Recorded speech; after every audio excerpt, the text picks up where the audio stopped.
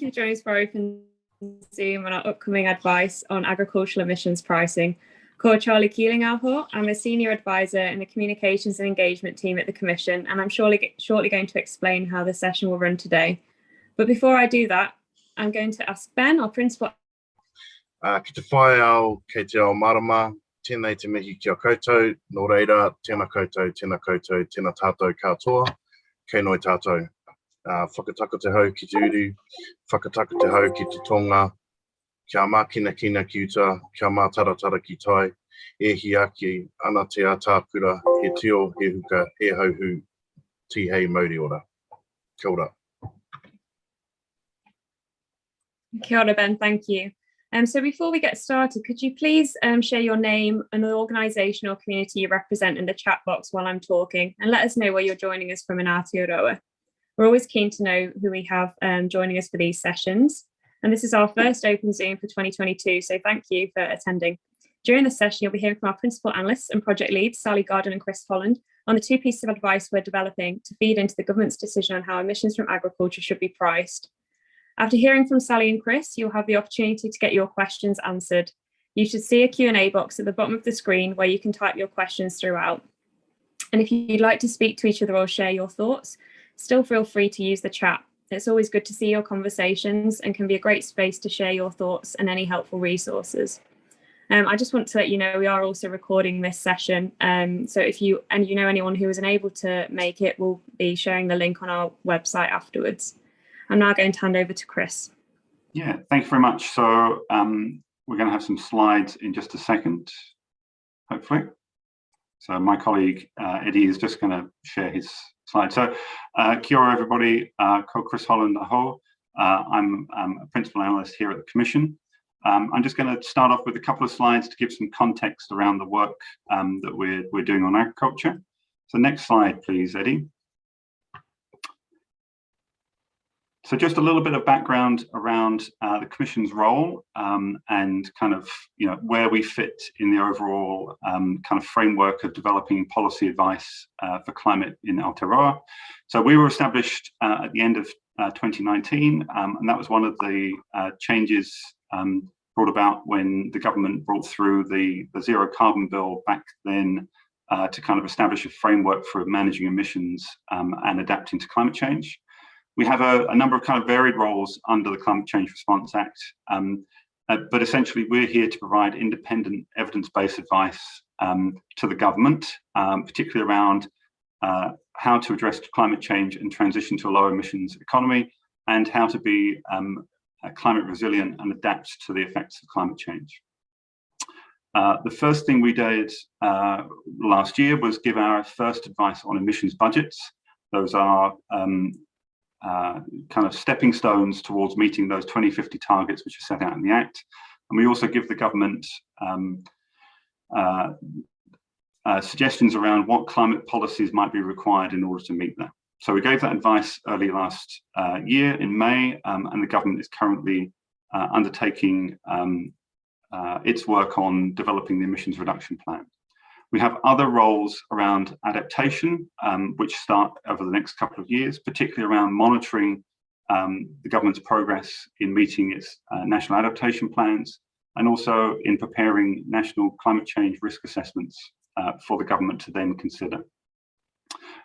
But we also have some specific deliverables set out in the Act, particularly around agriculture, which we're going to be talking to today. And also on a particular role on the emissions trading scheme in terms of advising on the price controls and unit settings for the emissions trading scheme. Let me go to the next slide, please, Eddie. So a bit of context for our work on agriculture. By the end of the year, government will need to make a decision about how emissions from agriculture should be priced. We're developing some pieces of the evidence which will help government make those decisions. But there are other moving parts in this, including the He Waka Rekanoa partnerships proposals which they're developing. So He Waka is developing an alternative pricing scheme to agricultural emissions, which would be outside of the New Zealand emissions trading schemes. Its final proposal is due to government at the end of May. The government will then need to make a decision on how agricultural emissions will be priced by the end of the year, including undertaking some consultation on those options in the second half of the year. And so those government's decisions will be informed by the partnership's proposals from HIWAKA and also our advice. It's worth noting as well that agricultural emissions are legislated to enter the ETS in 2025 under the current legislation. That would be at the processor level, so not pricing emissions at the farm level.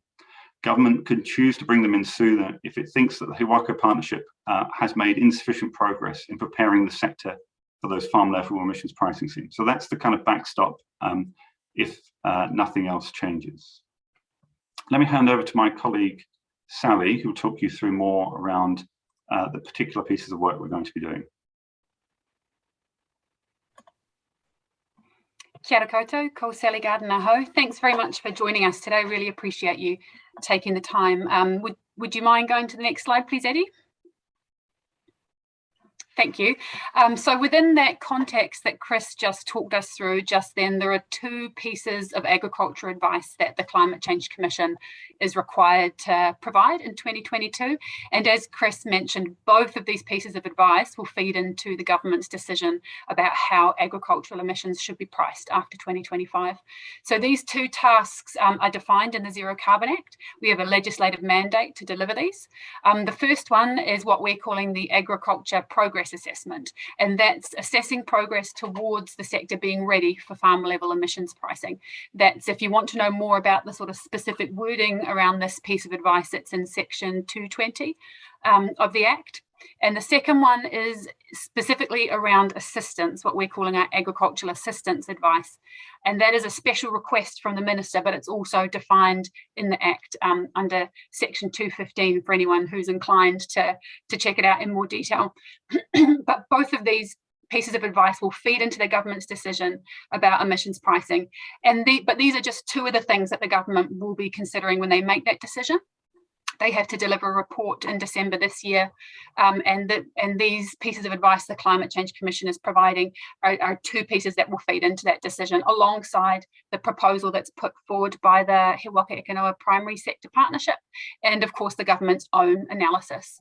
So Chris and I are just going to, over the next couple of slides, talk you through these two tasks in a little bit more detail.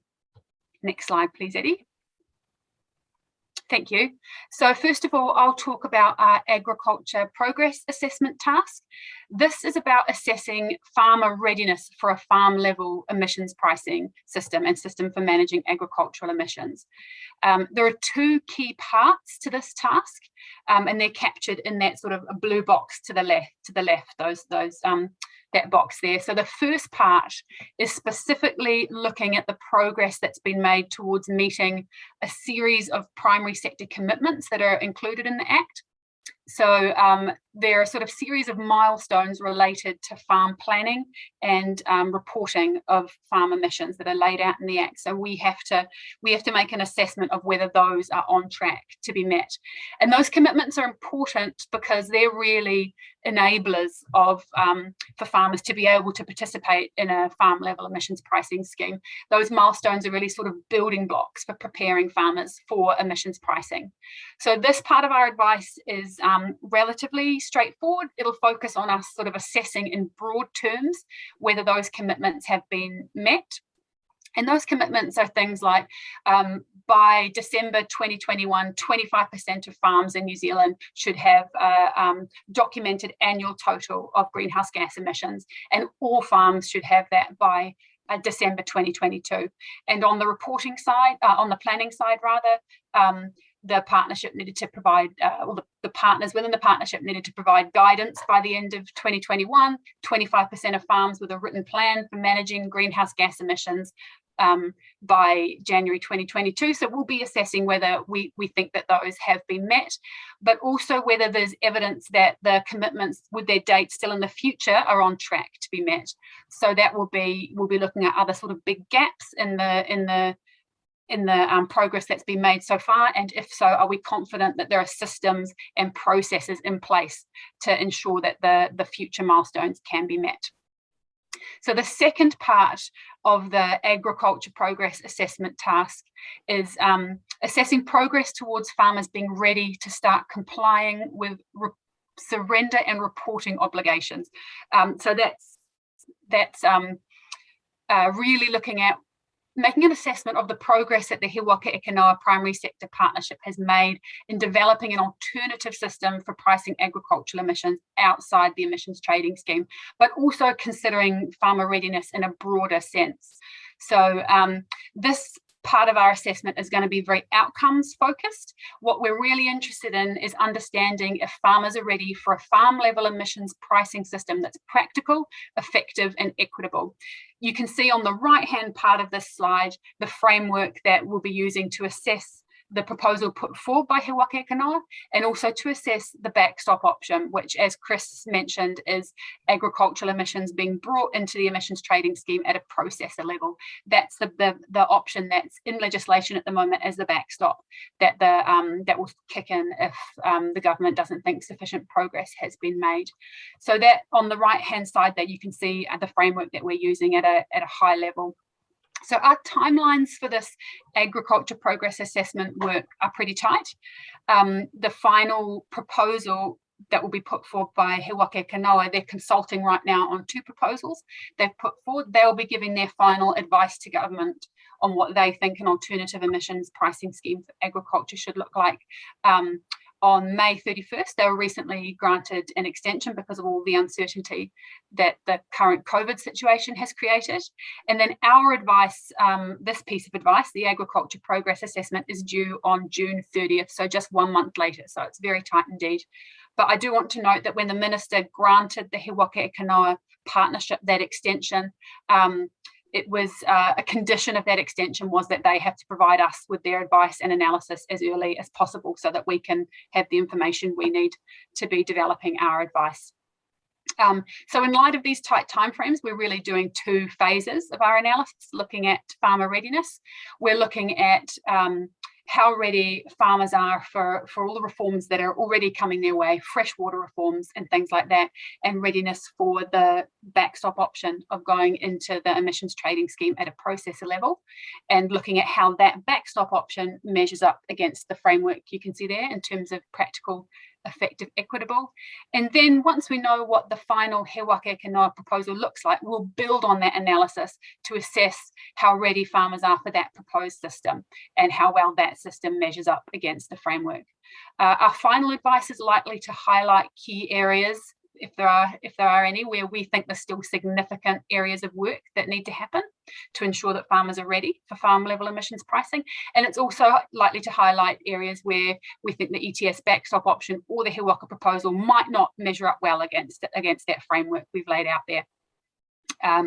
So just to reiterate, this advice is just one of the things that the government will be considering when they prepare their own report and make their own decision. And I'm going to hand back to Chris now, who'll talk you through the Agricultural Assistance Project, but I'm happy to answer any questions you might have about this work when we have the Q&A session at the end. Thank you. Over to you, Chris. Cool. Thank you, Sally. Yeah, so the other piece of work we have to give our advice on is around agricultural assistance. And in many ways, it's much more detailed than the broader work that Sally has just mentioned. And it's really looking at whether there should be financial assistance directly to farmers and to growers under a farm level pricing mechanism. Essentially, you can think of this about whether farmers should be received some kind of rebate on the emissions costs that they pay. Assistance here, as we've it's been defined for us, is really only looking at the direct financial assistance to farmers, rather than the other forms of assistance which farmers might need to support them. So I'm thinking there about things like extension services or information, which are could be really crucial for farmers, but are not part of this particular request from ministers. Now, the question of financial assistance is really a key part of that farm level pricing system. Because it will really make a difference around how big the impact of costs would be on farmers, how that would be distributed between different types of farms and different types of activities, how big the incentives are to reduce emissions, and also kind of how equitable the system as a whole is, and whether some farms are disadvantaged or have kind of really high burdens placed upon them. The key questions which ministers have asked us to answer are really around kind of whether assistance is required overall, and then kind of who might need assistance, and then drilling into the methods of assistance, or essentially how assistance would be calculated for each farmer. So this is kind of much more detailed advice which we're going to be giving, and the terms of reference which ministers gave us for this, asked for this advice by the end of April this year. Sally, I think it's back to you for the next slide, please. Yes, just to finish off before we open it up to questions, just wanted to talk about the sort of process of engagement we've been going through and will go through as we continue to develop this advice. We're developing independent evidence-based advice that will help the government to make its decisions on agricultural emissions pricing. And as with all of the work that we do at the Commission, engagement will play an important role as we develop that advice. We're putting a lot of effort on trying to talk to the people who hold the knowledge and information that we need to make sure that our advice is robust. But at the same time, these are very complex pieces of work, and a lot of groups are being asked to consult or engage on quite a lot of overlapping and similar pieces of work right now. It's a really busy time in the agriculture space, and we're very aware of the potential for consultation fatigue and overload for people in this space. So we're trying to be very mindful of that, and that's particularly true of farmers right now. So we're trying to coordinate and streamline our conversations and engagement wherever that's possible. At the end of last year, we did some engagement focused on testing and refining the way we're approaching this work to make sure we were thinking about the right things and focusing on the right things as we go about doing our analysis, and including testing our framework and gathering insights into areas that different groups thought that we should be focusing on with this agriculture work. So as part of that, we held some workshops with sort of 4 key groups that we were really keen to hear from: rural professionals, farm consultants, local government, NGOs, and researchers and academics. So we sort of tested our approach with those groups. They were really useful and informative workshops. And now we're really turning, as we're getting stuck into the real analysis for this work, we're trying to focus on engaging with farmers directly and hear from them directly to get an understanding of how already farmers are feeling for what is already coming their way. And there's a lot happening in the agriculture space in terms of freshwater reforms and other things. And in our conversations with farmers, we're going to be focusing on some of the practicalities around a farm level emissions pricing system and how it might work on the ground for farmers. This month, we've been listening in on the He Waka I Kanoa consultation meetings that have been happening all over the country. Unfortunately, we haven't been travelling around to go to the face-to-face meetings, given the evolving COVID situation, but we've been attending all the online workshops to hear the conversations, concerns and perspectives that have been raised in those fora. And we're also planning some events of our own outside the He Waka I Kanoa process, though we have had to adjust our approach in light of the Omicron situation. We've been hoping to get out and hold some face-to-face workshops in some key regions with farmers, but we're having to adapt that. So our plan at the moment is we're going to be holding 4 farmer workshops online in the first 2 weeks of March to really try and hear some farmer perspectives around some of the practicality issues associated with farm level emissions pricing. We've had some help from a few networks to get word out about those workshops, including from the Rural Women's Network, Young Farmers, Landcare Trust catchment groups. They've been really helpful in helping us reach out to farmers. But having said that, any farmers who might be joining us on this session today, if you're keen to join one of those workshops, please do get in touch via the email address you'll see on the final slide shortly, because we're really keen to make sure that we're talking to a wide range of farmers and hearing your perspectives of what's happening on the ground and your concerns and where you see the barriers and opportunities. We're also in the very early stages of working with Manaaki Whenua Landcare Research to conduct a survey of what we hope will be several hundred farmers to gather more information about how prepared farmers are feeling for everything that's already coming their way and the impacts a farm level system might have on them and the barriers and opportunities they see. And that's another attempt to sort of try and get out there and speak to farmers in light of not being able to get out there face to face. So that's oh yeah, finally, I just wanted to note finally that we're not the only ones out there engaging with farmers and others at the moment on agricultural emissions pricing. As I just mentioned, this is a really busy space right now. He Waka Kanoa have been out on the road for the last 3 weeks or so, talking to farmers about the 2 proposals they've developed. And the government is also going to consult prior to the release of their report in December 2022 on how agricultural emissions should be priced after 2025. And as noted earlier, when they make that decision and release that report, they'll consider both the He Waka Kanoa proposals and our advice, as well as their own analysis as they make that decision. So that brings us to the end of the us talking at you part of this, and I'll hand back to Charlie, who'll kick off Q&A session. Thank you very much. Thanks, Sally and Chris, and thank you to everyone for your patience at the start of the session. I hope you can all appreciate the issues of working from home at the moment, but my connectivity seems to be back up, so we'll get going on the Q&A. So the first question we've got, why is there a need for agriculture to face a different carbon price than the rest of the economy? Chris, shall I take that one? Yeah. Well, I guess the first thing perhaps to say there is that a decision hasn't been made yet about what specific price farmers will face, or the agriculture sector will face, if the government makes the decision to bring agriculture into the emissions trading scheme at the processor level. Then it will face the same carbon price as other sectors that are in that scheme, although depending on what the assistance looks like for the sector. But there is, we do have to acknowledge that New Zealand does have a split gas target, a different target for methane and long-lived gases. And one of the things that has been a real focus in this whole He Waka Kanoa process to develop another pricing scheme has been a system that treats methane and the long-lived gases differently. If the targets for those gases is different, then treating them differently in policy makes sense. Is there anything you want to add there, Chris? No, I think that's a good answer. Thanks, Sally. So will the Commission be looking into if assessments should be done at the processor level or the farm level, or is it assumed only at the processor level?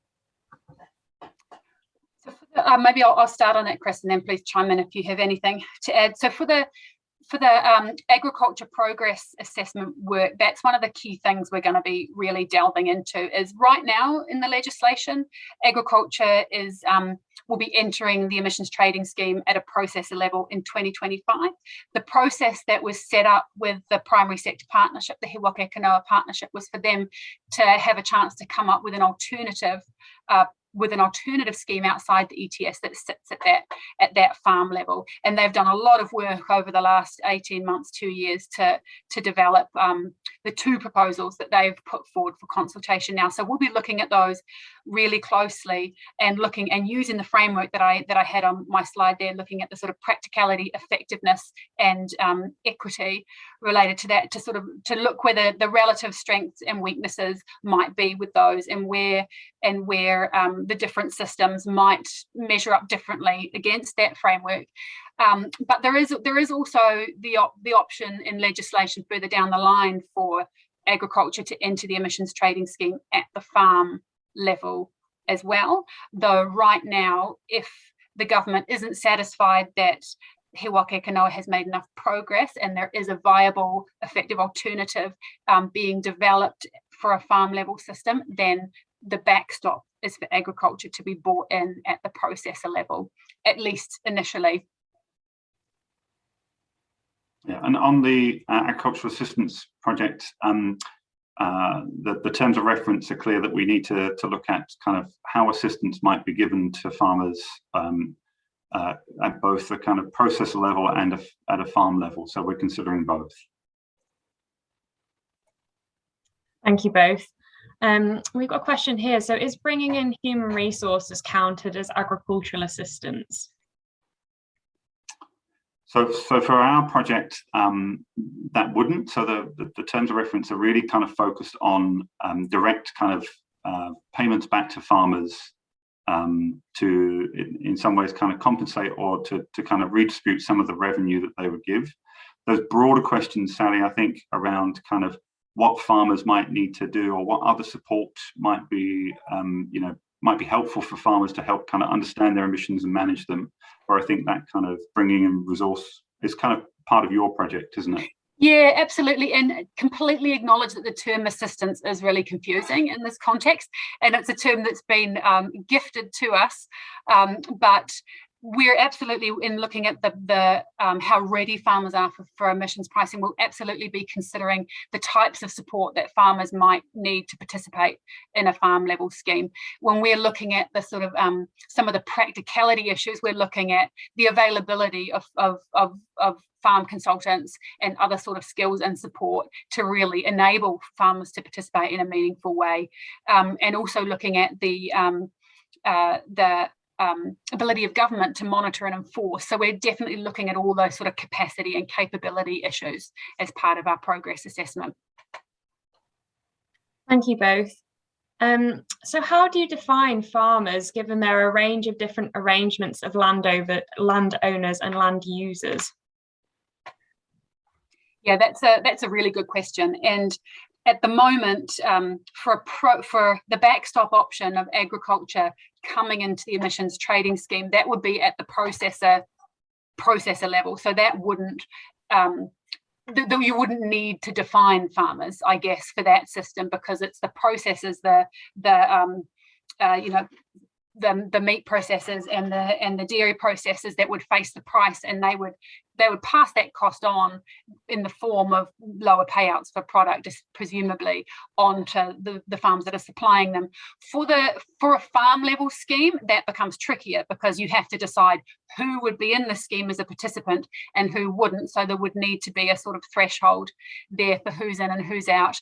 And He Waka Kanoa, as part of their proposal, their farm level proposal they've put forward, they've come up with a definition of that they think would be the sort of threshold for participation, which is based on a sort of proxy for the level of emissions that a farm would emit.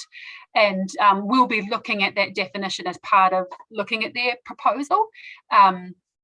Because wherever that threshold sits, there's going to be some in, some out. But the concern for us, we'll be looking at that in terms of how much of the sector's emissions it covers, and that's both fertilizer emissions and livestock emissions.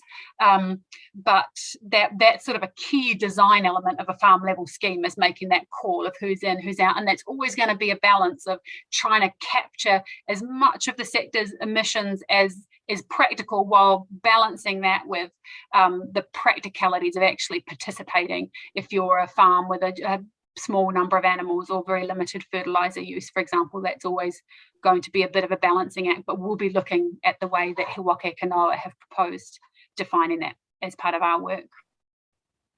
Thank you, Sally, that's great. And I think this is another one for you, but what will you look for when assessing farmer readiness for planning and reporting? The planning and reporting, so this relates both to the milestones in the Act and also to the sort of practicalities of a farm level system. Will be, when it comes to assessing progress towards meeting the milestones, it's the sector partners in the He Waka Kanoa partnership that are delivering on those commitments, and we'll be looking at how they've reported progress towards the milestones. They're required to report to us on whether those milestones have been met and how and where the gaps are. So we'll be looking at that, and looking at if there are any sort of gaps that raise potential concerns. So, for example, if yes, the 25% threshold has been met, but it's only very large farms or only farms that supply certain processes, then we might have concerns about the ability to roll that out across all farm types. But also looking at how well, in terms of the practicalities of the system, how well the reporting requirements and planning requirements sort of fit in with all the other things that farmers are already required to do. That this sort of it's not imposing a complete new set of sort of admin and data requirements on them that are really at odds with what they've already required to do.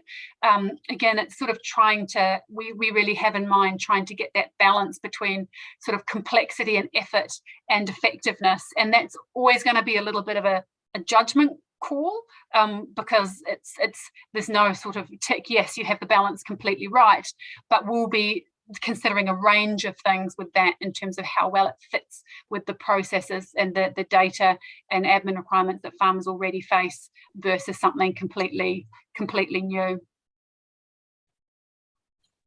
Thanks, Sally. So we've had a couple on this, but why are Hawaka Ekanoa providing their own proposals to government? I feel like I've been talking a lot. Chris, do you want to start on this one, or shall I? Yeah, go on, Chris. I mean, you'll forgive my the kind of background to this. I think was kind of a couple of years ago. I mean, I think that the sector have really kind of had that agreement and the amendments to the Act a couple of years ago, which essentially set up the Hawaka process and this process that we're looking to. I think without kind of recalling the details exactly, I think there was some concerns from the sector around just going to a emissions trading, including agriculture in the emissions trading scheme at the processor level, and kind of wanting some time to develop an alternative which would be farm level. And there are many good reasons why you want to go to a farm level emissions pricing scheme. It creates a lot more opportunities for emissions reductions and for farmers to control, both kind of their emissions and also kind of what that cost might be on them, and opens up a kind of wider range of kind of ways in which farmers can reduce their emissions rather than simply seeing it as a tax on production. So the issue I think was really around understanding what the challenges would be in terms of making sure farmers were ready for that, and that the systems were in place that could enable those emissions to be kind of estimated accurately, and for kind of the processes to kind of collect that kind of levy or tax, and kind of think about what the implications would be. So that's kind of how we've got to this Hawaka process. I think it's worth remembering that when Parliament made those changes, and it went through kind of select committee and everything else, it put in place these two requirements on government to ask for advice from the Commission. So the requirement for us to provide an independent assessment of progress and towards meeting those milestones, and also a request that the ministers have to ask us for particular advice around assistance. So that's the work that we've been given on agriculture has been kind of baked into the process from the start, and so it's kind of one part of a kind of bigger machine of government getting all the evidence it can before making a decision before the end of the year. Thanks, Chris. Can we hear more about the backstop scheme whereby emissions are charged at a processor level? Would it be more equitable and easier to administer than a farm level scheme? So the backstop option that's in the legislation at the moment is for agricultural emissions to enter the emissions trading scheme at the processor level, which means basically that the processors would face the cost of the emissions of the product that they process. So it's essentially, it's based on sort of average emissions for a kilo of meat or milk solids, or for a ton of fertilizer, and then it's basically a sort of charge that processors would face on product at that level, and then they would presumably pass the costs on to the farmers that supply them. So it has benefits in terms of it's very simple. The New Zealand Emissions Trading Scheme already exists. The architecture is already there. Those processors are already required to report on their emissions through the Emissions Trading Scheme. So in terms of simplicity, it's quite appealing. However, as Chris touched on a moment ago, the sort of challenge with the processor level is that because it's based on a sort of average emissions associated with an average kilo of meat or milk solids, anything that farmers then do on their own farms to reduce emissions, they don't get any benefit from that. They still have the same costs passed on to them from the processor as another farm who may have higher emissions per kilo of product that they create, or who have done less to try and reduce emissions on farm. So that's the downside. Every system will have different ups and downsides, and it's sort of what we're trying to do with our practical, effective, equitable framework is really examine those and look at how the two systems measure up on those different fronts. The appeal of a farm level system is that a farmer who takes a lot of action on the farm to reduce emissions, or to change the way they manage their farm to reduce emissions, or potentially change land use on some of their farm, that they then are rewarded for that in terms of the price that they face. Whereas that they don't face an incentive to do anything on their farm if they're just facing the same price as everybody else. So there's really, but then the downside is every farm has to then participate, report on their emissions, and it's quite an admin burden. It's quite a cost. So there's definite pros and cons of the different systems. Thank you, Sally. Current draft proposals and the ETS backstop are siloed and may lead to unwanted outcomes like blank plantations. How would the Commission address the integration of biodiversity, water quality and greenhouse gas reduction? Sure, I take this one, Chris. I was going to let you start on this one, and I can jump in. Yeah, that's definitely something that we're thinking about with this advice. In the advice we gave last year in Anaya Tōnunei, we did talk about the incentive that the ETS under its current settings creates for forestry. And in our advice last year, we were very clear that there needs to be much more emphasis put on reducing gross emissions, reducing emissions at source, rather than relying really heavily on net emissions or sequestering carbon through forestry. And under the current ETS settings, there certainly is a strong incentive for land use change to forestry. And as the carbon price in the emissions trading scheme increases, that incentive is going to get stronger. So in our advice, we said that the government needs to examine those settings and make a decision about what role it wants forestry to play in meeting our emissions reduction targets.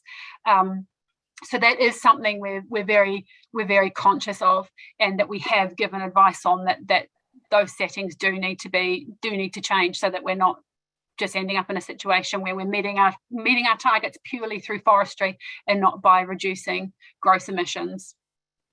Anything to add on that, Chris?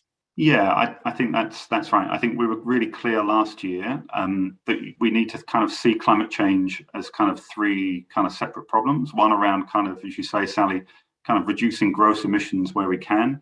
The other around kind of reducing, but not necessarily to zero, agricultural emissions, really methane. And then there's a question about kind of what's the role for forestry within that. And we've said that there's definitely a role for forestry, both native forestry and exotic kind of plantation forestry, but that really should be around kind of helping to offset some of those emissions while it takes some time to reduce those gross emissions. And so we need the government to be thinking about balancing the kind of considerations across all three of those. And as the question kind of alluded to, you've also got questions around biodiversity and fresh water at the same time. And so, it's going to be a difficult kind of balancing act. But, I think our advice last year was really clear that, being kind of indifferent between reducing emissions and offsetting is not something that is going to lead to good outcomes. And it's something that pricing emissions from agriculture is going to definitely help. But we need to get the settings right for kind of what's the incentive to change land use in a forest. So it's definitely going to be a difficult balancing act for the government to think through. Thank you both. What will be the split in utilisation of funds from any system? Will most of the funds be used by government to buy internationally recognised offsets? Right now, the He Waka Kanoa proposal has some quite specific recommendations in there about how they think the funds from a levy, from a farm level system, should be used. And they right now in their draft proposals, if I recall correctly, it's a combination of investing in research and development and paying farmers for sequestration on farms and action to reduce emission on farm. That's sort of hypothecating revenue is not something that happens currently in the emissions trading scheme, but the government has indicated that they'd be open to doing the same sort of thing with revenue. If agriculture were to come into the emissions trading scheme at a processor level, they'd be open to doing something similar with the revenue generated through that, in terms of investing in action on farms and investing in research and development. That it's still very much an open question. This is something that's been put forward in the proposals and something the government will be considering as they prepare their advice for the end of the year. Yeah, Thanks, Sally. I think the other point to make, I suppose, is depending on kind of the question of assistance. A lot of that revenue would be given back to farmers in the form of kind of rebates. As kind of either directly that you'd reduce the price, and so you'd bake in a discount by charging farmers a smaller amount initially, or by kind of collecting the money from farmers and then redistributing it somehow.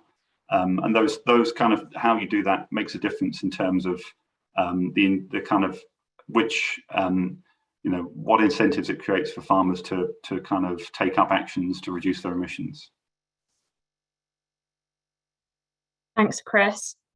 So what specific considerations, if any, are being given with regards to Te Tiriti, and how obligations under this impact agricultural emissions and costing, or decisions around these?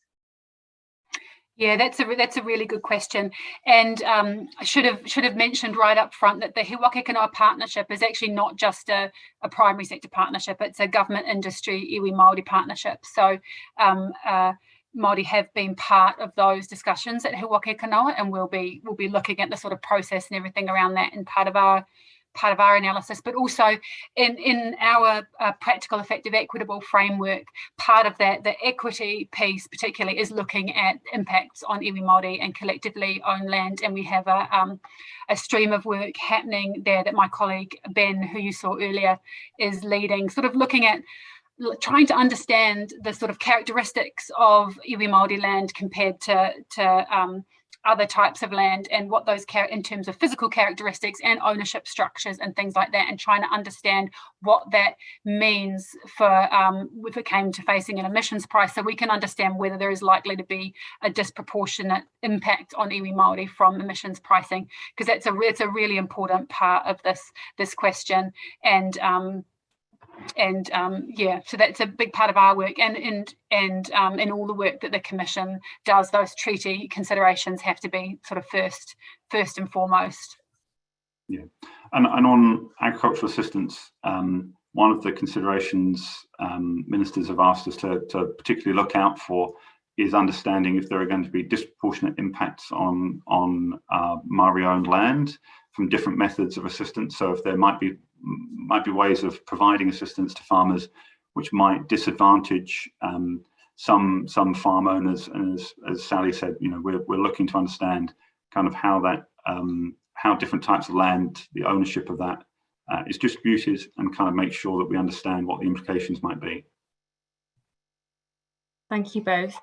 We've had a few questions seeking clarity on exactly what is agricultural assistance and what isn't, like what classes as either on. One of the ones we've got here is what sort of options are being considered. For example, you mentioned rebates. Can you elaborate on this and any other options in scope and your current thinking on these? Yeah, I suppose the terms of reference which are on our website kind of set out a range of methods which kind of assistance, and we're kind of really thinking around kind of rebates back to farmers. It's kind of analogous to the free allocation that participants in the ETS receive at the moment. Some sectors in the ETS receive an allocation of units which they can then use to offset some of their costs. And that's done, there are different ways in which you can allocate those units to different people. So the rebates we're thinking about could be based on your emissions, and that's kind of what the Hiwaka Partnership have been looking at primarily, which is essentially thinking about the assistance as a discount on the price. You could make it proportional to your output. So the more you produce, the more assistance you receive. So it might vary with that, or it might be based on some other kind of characteristics which are kind of not related to those things. So it could be based on some kind of assessment of your land that you're farming, and so kind of an estimate. Your allocation of the rebate might be based on some other characteristics. And each of those has kind of different incentives it creates for people to kind of maybe change their practice on farm, or maybe to change their output. And it has different kind of impacts across different groups. And so there might be bigger winners and there might be bigger losers, and understanding who those different groups are is going to be kind of quite important for us. But really, we're just focused on financial assistance as kind of forms of rebate back to farmers directly, which is kind of what we've been tasked by ministers.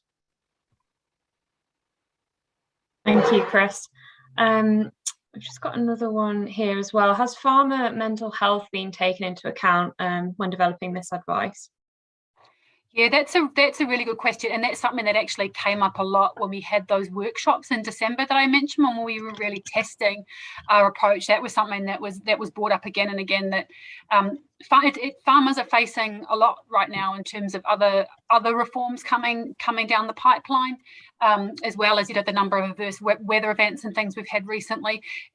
We were really reminded again and again that farmer mental health and that sort of psychological readiness is a really important thing of looking at farmer readiness more broadly, and something that we really need to keep in mind as we're going through this work. So that's definitely something that we're hoping to touch on when we have these farmer workshops that I mentioned coming up in March, and also when we do our survey as well, really sort of understanding where farmers are at in terms of how they're feeling about everything they're already facing right now, as almost like as a sort of baseline. So then when we understand what else is going to be asked of them under a farm level system, that will help us make a judgment about farmer readiness. So yeah, really good question, and one that we've been reminded of many times as being really important to not lose sight of.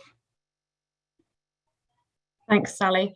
We've had a couple of questions through that are just kind of seeking that clarity again on our role compared to that of Hiwaka Ekanura and government. So a few people have asked about the specific design features of an emissions pricing mechanism, and also asking sort of why 3 different groups are consulting, and is that for an independent check of what Hiwaka Ekanura is doing. So I don't know if one of you could please just clarify again just the difference between those roles and why it's important that we have that independent role.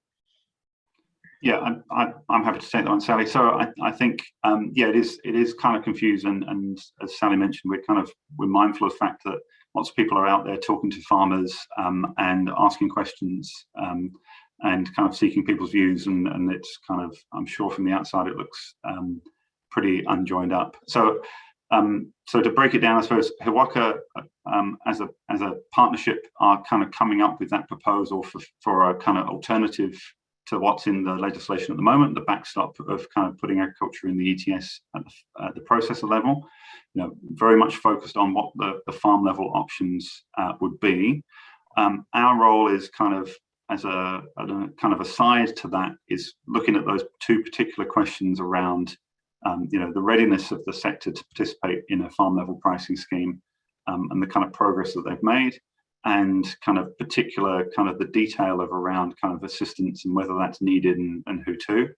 And I think once the government has both of those kind of pieces of evidence at the end of June, it will be ready to kind of make its decisions around kind of what it goes to public consultation and seeking kind of views on the kind of detailed proposal. So incorporating what it's learned from the Hiwaka proposals and our advice before it looks to make those decisions at the end of the year.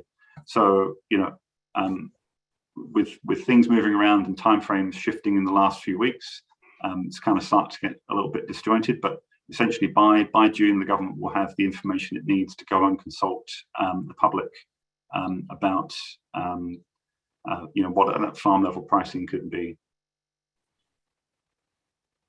Thank you both. And we've probably got time for just one more. So we've got another one here regarding our relationship and our role with regards to Hiwaka e Kanoa. Are you working with Hiwaka at the moment so that the options they give you are likely to meet the required standards? Maybe I'll kick this one off, Chris. Hiwaka e Kanoa have been sharing a lot of information with us, including a lot of their sort of analysis that's fed into the decisions they've made about the system. We are not providing any commentary to them. We're not working with them in any sort of co-design function whatsoever. We're independent. Our role, as Chris just laid out, is to provide independent evidence-based advice on the progress that's been made. But having said that, Hiwaka e Kanoa have been very cooperative with us in terms of sharing information to shed light on how they've arrived at the decisions they've made.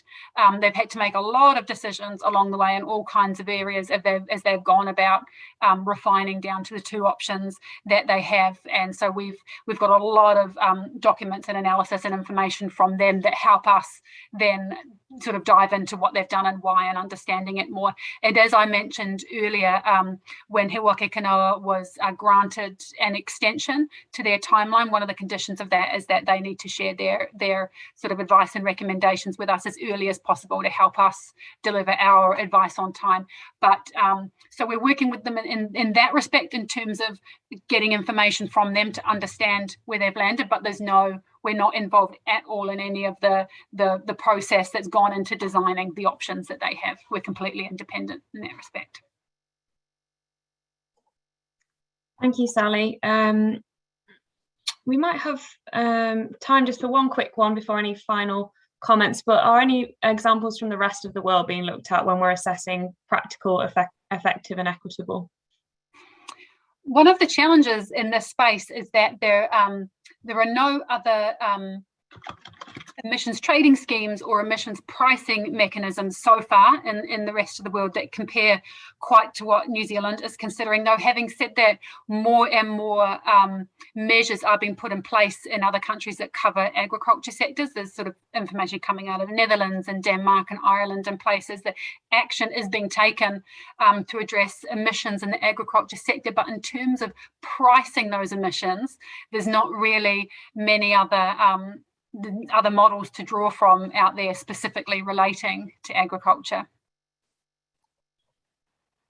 Thank you both. I think that's probably all we've got time for now. So thanks so much, Sally and Chris, for taking us through this work today, and to everyone who's participated and shared your questions. I'm sorry if we've not got to yours. We've tried to get to as many as we can. But did you have any final comments, Sally or Chris, just before we hand over to Ben?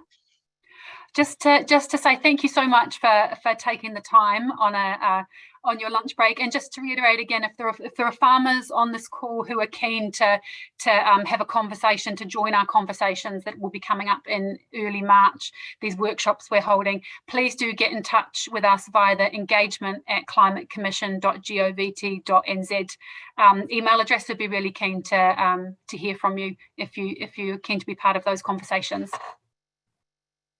Thank you. And I will pop a link to our website where we'll be uploading the recording and the slides, and the email address to get in touch with us if you would like to participate as a farmer in those workshops.